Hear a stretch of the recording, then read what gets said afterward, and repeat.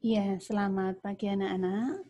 Bersyukur sekali ya, hari ini kita bisa bertemu untuk melanjutkan pelajaran. Dan hari ini kita akan melanjutkan bab yang ketiga tentang vektor. Bab yang pertama dan kedua Anda sudah selesai mempelajarinya, dan saya merencanakan minggu depan Anda ulangan bab 1 dan 2. Nah, ini kita lanjut dulu bab 3 tentang vektor. Ya, besaran yang kita kenal di bab 2, ada dua jenis besaran vektor dan besaran skalar. Apa itu besaran vektor? Besaran vektor adalah besaran yang terdiri dari dua variabel. Dia dipengaruhi oleh besar dan juga arah. Nah, sebagai contoh, besaran vektor adalah perpindahan. Kecepatan juga termasuk besaran vektor. Gaya juga termasuk besaran vektor. Nah, besaran vektor itu cara menuliskannya ada dua macam. Yang pertama dengan dicetak dengan huruf tebal, ya, cetak tebal. Huruf dicetak dengan tebal, ya. Misalnya vektor A, ini bacanya vektor A kan, dicetak tebal, ya. Lalu karena dia berupa vektor, pasti ada perpindahannya. Nah, kita lukiskan sebuah vektor itu dinyatakan dengan anak panah. Titik A sebagai titik pangkal atau titik tangkap vektor, dan titik B-nya sebagai ujung vektor. Sedangkan nama vektornya ini vektor A. Dia punya panjang anak panah berarti besarnya, dia punya arah berarti ada arahnya, ada besar, ada juga arah, maka besaran ini disebut besaran vektor. Nah, untuk cara menuliskan vektor yang lain bisa juga dengan memberi tanda panah di atas huruf yang dinyatakan vektor. Misalnya, saya menuliskan vektor A. Bisa saya tuliskan A ada tanda panah.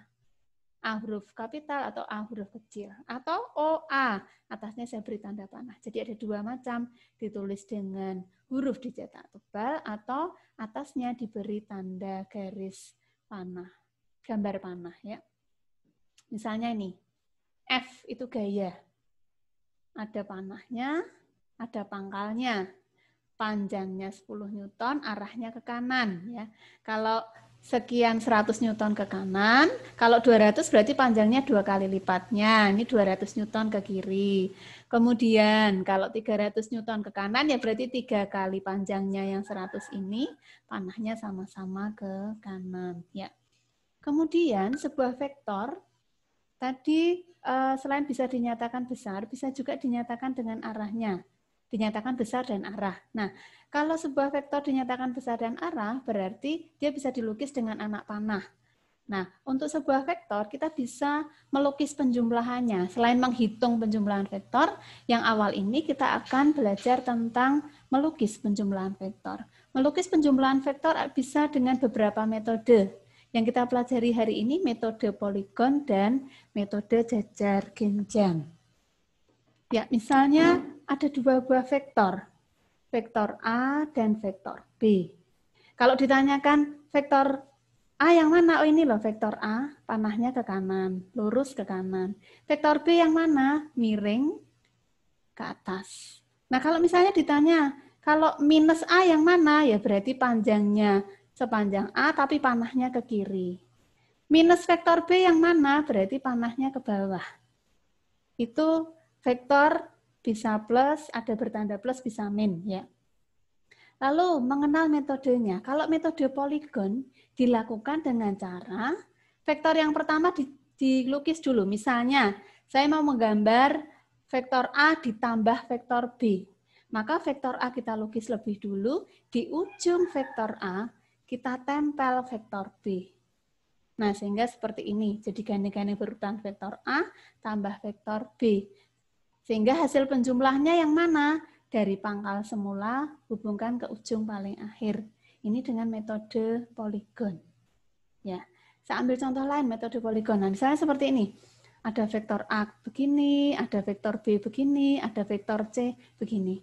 Nah, kalau Anda disuruh menjumlahkan vektor A tambah vektor B tambah vektor C, berarti vektor A dilukis lebih dulu. Ujungnya diikuti vektor B, ujungnya lagi diikuti vektor C. Hasil penjumlahannya adalah pangkal semula dihubungkan dengan ujung vektor paling akhir. Ya. Kemudian kalau yang metode jajar genjang. Kalau metode jajar genjang bagaimana?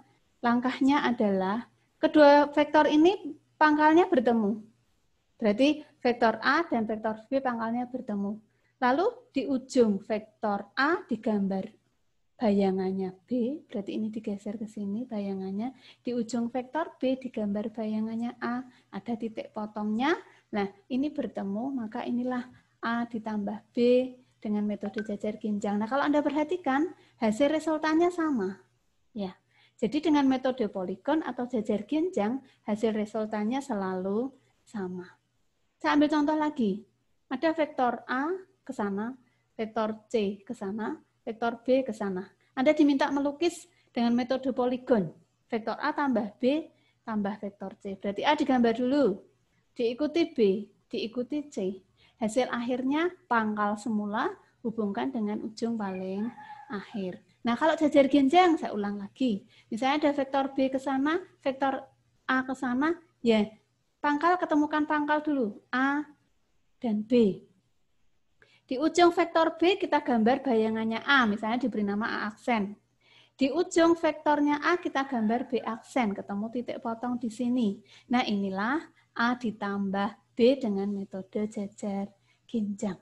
Nah, itu yang kita pelajari hari ini tentang metode poligon dan metode jajar genjang untuk melukis penjumlahan vektor. Nah, Anda saya berikan tugas.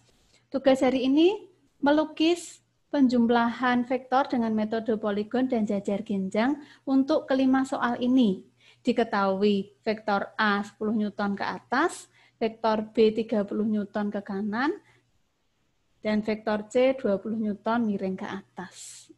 Silahkan soal ini dikerjakan sebaik-baiknya, lalu hasil pengerjaanmu difoto dan dikirimkan via email yang nanti akan saya share di grup kelas.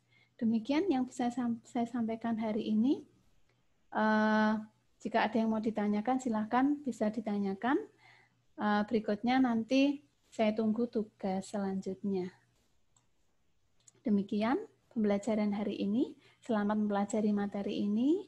Selamat mengerjakan tugasnya. Jangan lupa dicatat dulu. Tuhan berkati kita semua.